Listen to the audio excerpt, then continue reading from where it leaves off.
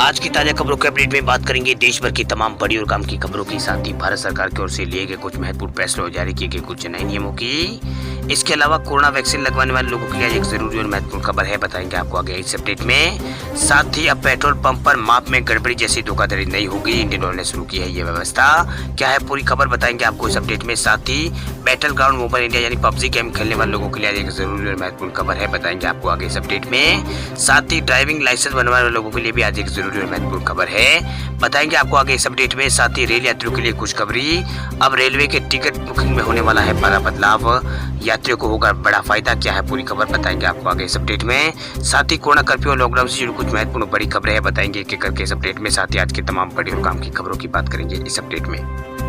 बात करते हैं आज की पहली बड़ी खबर की, तब पेट्रोल पंप पर माप में गड़बड़ी जैसी धोखाधड़ी नहीं होगी, इंडियन ऑयल ने शुरू की है ये व्यवस्था। अब इंडियन ऑयल के देश भर में 30,000 पेट्रोल पंप पर माप में धोखाधड़ी नहीं हो पाएगी। इंडियन ऑयल ने ऐसी व्यवस्था का दावा किया है जिससे उसके सभी पेट्रोल पंप की केंद्रीय स्तर पर मॉनिटरिंग होगी। वही सरकारी तेल कंपनी इंडियन ऑयल कॉर्पोरेशन ने कस्टमर की आशंकाओं को दूर करने के लिए देश भर में 30,000 से ज्यादा पेट्रोल पंपों को ऑटोमेटिक यहाँ पर किया है। वह कंपनी का दावा है कि इस पहल से कस्टमर से सही कीमत चार्ज यहाँ पर की जा सकेगी और पेट्रोल डीजल भी पूरा मिलेगा। यही नहीं, जब भी कोई कस्टमर अपनी गाड़ी में तेल भरने आएगा तो उसे यह सुनिश्चित होगा कि मीटर जीरो से ही स्टार्ट हुआ हो।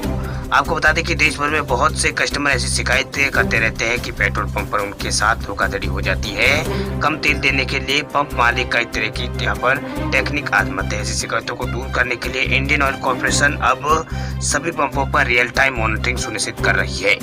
वही कंपनी ने इसकी जानकारी ट्वीट करके दी है। कंपनी ने ट्वीट करके इस बारे में जानकारी दी है। पेट्रोल पंप पर मौजूदा सर्वर पर मॉनिटरिंग पक्की की गई है। वही डिस्पेंसर मशीन से की गई डिलीवरी को जीरो से स्टार्ट करना सुनिश्चित किया जाता है। कंपनी ने अपने ग्राहकों की शिकायतों को दूर करने के लिए बड़ी पहल की है। चलिए बात करते हैं अगली खबर की, तो रेलवे टिकट बुकिंग को बदलने वाला है नियम, पैन कार्ड और आधार कार्ड होगा अनिवार्य। भारतीय रेलवे यात्रियों की सहूलियत के लिए अब आए दिन कई तरह के बदलाव यहाँ पर करती रहती है। ऐसे में एक बार फिर भारतीय रेलवे नया अपडेट लेकर आया है।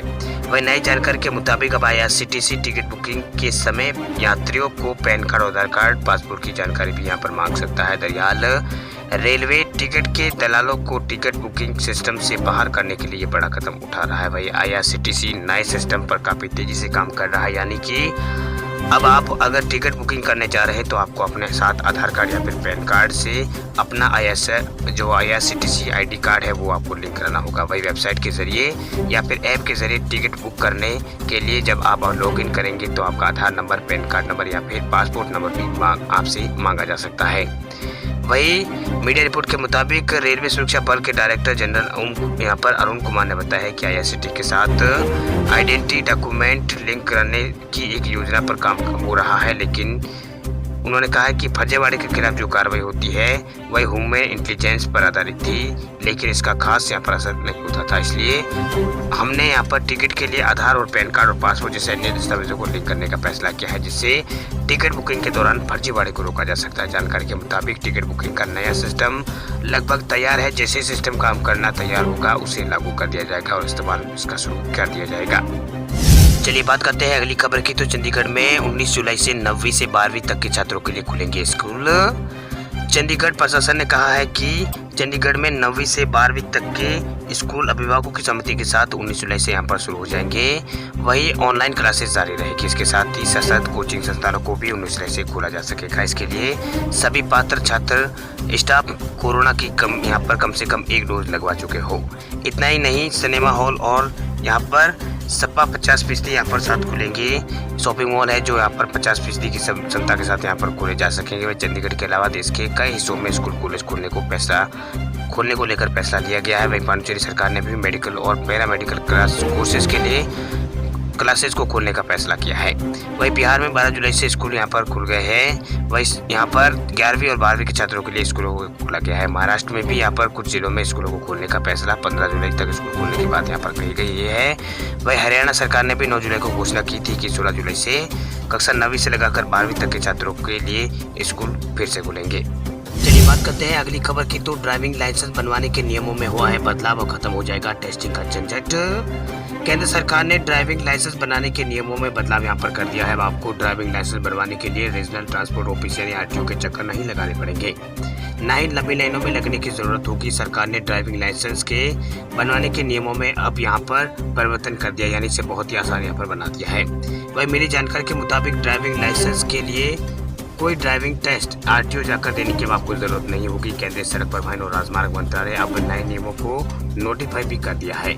ये नियम जुलाई माह से लागू कर दिए गए हैं। वही मंत्रालय की ओर से दी गई जानकारी के मुताबिक ड्राइविंग लाइसेंस पाने के लिए आरटीओ में अपने टेस्ट का इंतजार कर यहाँ पर अगर आप इंतजार करें तो उन्हें किसी भी मान्यता प्राप्त ड्राइविंग लाइसेंस स्कूल में अपना रजिस्ट्रेशन करवाना होगा और ड्राइविंग ट्रेनिंग स्कूल से ट्रेनिंग लेना होगा। इसके बाद टेस्ट को पास करना होगा। ड्राइविंग स्कूल की ओर से यहाँ पर एप्लीकेटेड जो सर्टिफिकेट दिया जाएगा उसी के आधार पर आपको एप्लीकेट ड्राइविंग लाइसेंस यहाँ पर दिया जाएगा। वही ड्राइविंग ट्रेनिंग सेंटर को लेकर सड़क और परिवहन राजमार्ग मंत्रालय ने कुछ गाइडलाइन भी जारी की है। ट्रेनिंग सेंटर्स के क्षेत्रफल से लेकर ट्रेनर की शिक्षा तक इसमें शामिल है। चलिए बात करते हैं अगली खबर की। तो कोरोना काल में 52 लाख केंद्रीय कर्मचारियों को घर बनाने के लिए सरकार से मिल रहा है तोहफा। कोरोना काल में केंद्र सरकार ने अपने 52 लाख कर्मचारियों को हाउसिंग बिल्डिंग एडवांस देने की घोषणा की है। इसकी घोषणा कोरोना के आने के बाद जून 2020 में की गई थी। इस स्कीम के तहत केंद्र सरकार अपने कर्मचारियों को घर बनाने के लिए सस्ती दरों पर फंड देने का ऐलान केंद्र सरकार ने किया है। वही हाउसिंग बिल्डिंग एडवांस के तहत केंद्र सरकार 52 लाख कर्मचारियों को 7.9% की दर से घर बनाने के लिए पैसे यहाँ पर वो उठा सकते हैं। इस स्कीम का फायदा 31 मार्च 2022 तक उठाया जा सकता है। इस स्पेशल स्कीम की शुरुआत 1 अक्टूबर 2020 से शुरू हुई थी। उससे पहले सितंबर 2020 में वित्त मंत्री निर्मला सीतारमण ने हाउसिंग बिल्डिंग एडवांस के लिए इंटरेस्ट रेट की कटौती का ऐलान यहाँ पर किया है। पिछले दिनों 7वें वेतन आयोग को ध्यान में रखते हुए हाउसिंग बिल्डिंग एडवांस के रिविजन भी इसमें किया गया था। ये किसी भी कर्मचारी की बेसिक सैलरी का 24 गुना या अधिकतम 25 लाख रुपए जो भी हो उसके कम वह होगा। अगर घर पहले यहाँ पर बना हुआ है तो उसके विस्तार के लिए एडवांस अधिकतम 10 लाख रुपए और बेसिक सैलरी का 34 गुना है। और घर के विस्तार में होने वाले खर्च में जो सबसे कम होगा उस उतनी राशि एडवांस के तौर पर सरकार की ओर से मिल जाती है। इस लोन की सबसे बड़ी खासियत ये होती है कि एडवांस का कुल भुगतान यहाँ पर 20 वर्षों में किया जाता है। 15 साल यानी 180 EMI में केवल प्रिंसिपल का भुगतान यहाँ पर किया जाता है। चलिए बात करते हैं अगली खबर की। तो एक हफ्ते के अंदर बैटलग्राउंड मोबाइल इंडिया गेम के प्लेयरों की संख्या हुई है 3 करोड़ पार।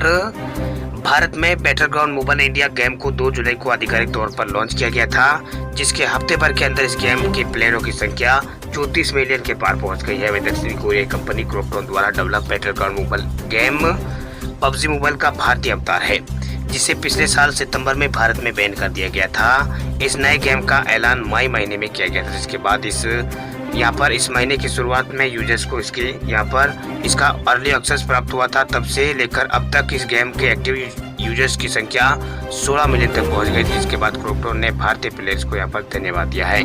वहीं पिछले साल सितंबर महीने में PUBG मोबाइल को भारत में बैन कर दिया गया था, जिसके बाद लाखों PUBG लवर्स को हताशा और निराश यहाँ पर होना पड़ा था। लेकिन इस साल मई महीने में बैटलग्राउंड मोबाइल इंडिया गेम का ऐलान किया गया था, जिसके बाद उन निराश प्लेयर के बीच यहाँ पर खुशी की लहर दौड़ गई। गेम के ऐलान के बाद से ही फैंस इसकी लॉन्चिंग का बेसब्री से इंतजार कर रहे थे। वही 2 जुलाई को इस गेम को आधिकारिक रूप से लॉन्च कर दिया गया, जिसके बाद क्रॉपटॉन ने प्रेस रिलीज साझा करते हुए जानकारी दी है कि गेम की प्लेयर्स की संख्या एक हफ्ते के अंदर यहाँ पर 3 करोड़ 40 लाख पार हो चुकी है। वही डेवलपर ने यह भी शेयर किया कि लॉन्च के बाद इस गेम के एक्टिव प्लेयर्स की संख्या 16 मिलियन पार हो चुकी है।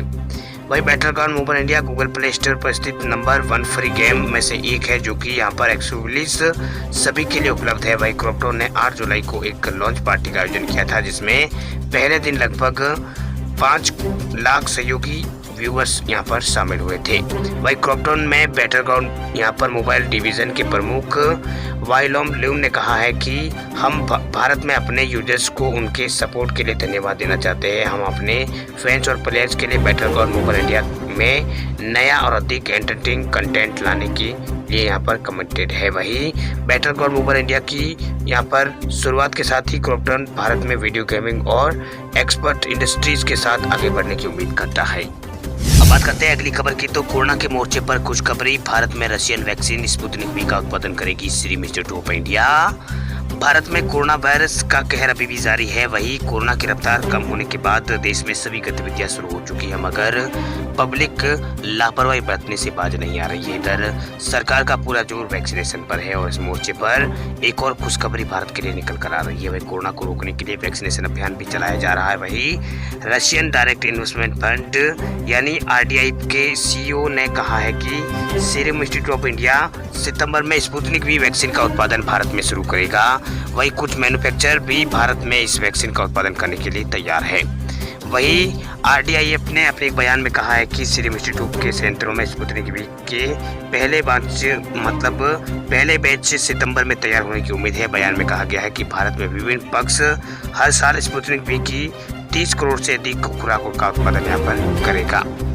ये बात इसके अंदर कही गई है। वही RDI ने कहा है कि तकनीकी हस्तांतरण की प्रक्रिया के तहत सीरम इंस्टीट्यूट ऑफ इंडिया को यहाँ पर गमलोया सेंटर से सेल और वेल्टर नमूने पहले ही यहाँ पर मिल चुके हैं। वही भारतीय दवा महानियंत्रक DCGI द्वारा इसे आयात को मंजूरी मिलने के साथ ही कल्टीवेशन की प्रक्रिया शुरू हो गई है। चलिए बात कर लेते हैं कोरोना कर्फ्यू और लॉकडाउन से जुड़ी कुछ महत्वपूर्ण बड़ी खबरों की। तो उत्तराखंड सरकार ने 20 जुलाई तक बढ़ा दिया है कोविड कर्फ्यू।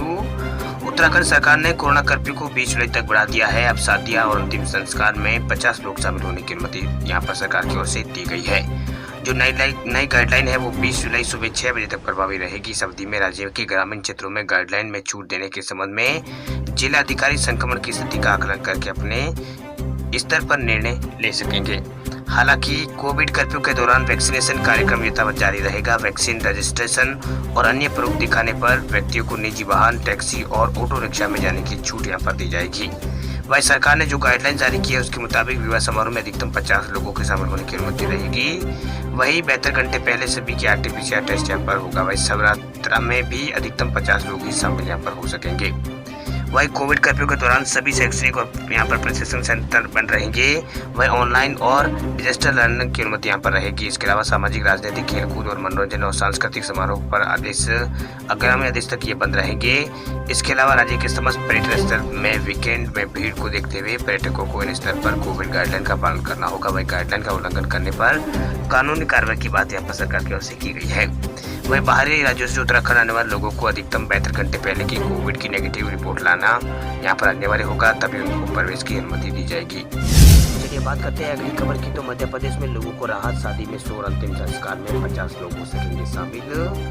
मध्य प्रदेश में कोरोना मरीजों की संख्या में लगातार कमी आ रही है। ऐसे में राज्य सरकार ने लोगों को और राहत देने का फैसला किया है। वही राज्य सरकार ने अब शादी समारोह में 100 और अंतिम संस्कार में 50 लोग शामिल होने की बात कही है। आपको बता दें कि राज्य में बाजार अब रात 10 बजे तक खुले रहेंगे। वहीं सिनेमाघरों के संचालकों को भी सरकार ने राहत देने का काम किया है। नए नियमों के मुताबिक सिनेमाघरों को खुलने की अनुमति दी जा चुकी है, लेकिन 50% क्षमता के साथ और रेस्टोरेंट पूरी 100% क्षमता के साथ खुलेंगे।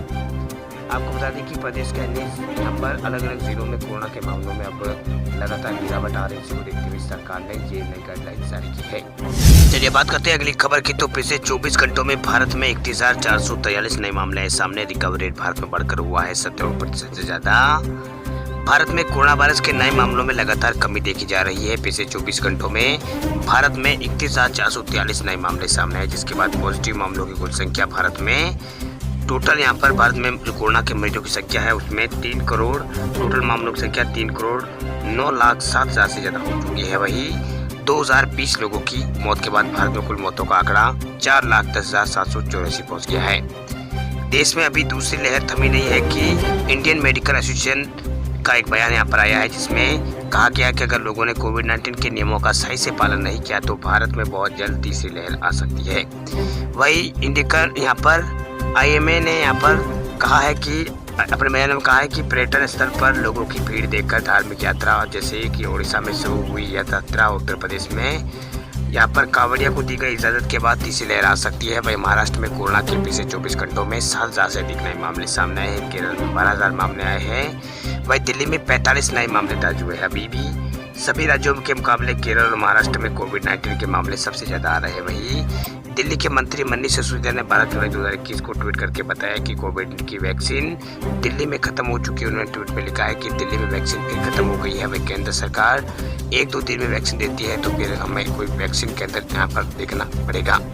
ये बात उन्होंने कही है कि फिर हम कोई यहाँ पर दिन वैक्सीन केंद्र बंद यहाँ पर रखना पड़ेगा। ये बात उन्होंने कही है। वही केंद्र सरकार क्या यहाँ पर केंद्र सरकार क्या मजबूरी है, इतने दिनों के बाद भी हमारे देश में वैक्सीन का प्रोग्राम लड़खड़ा करके चल रहा है।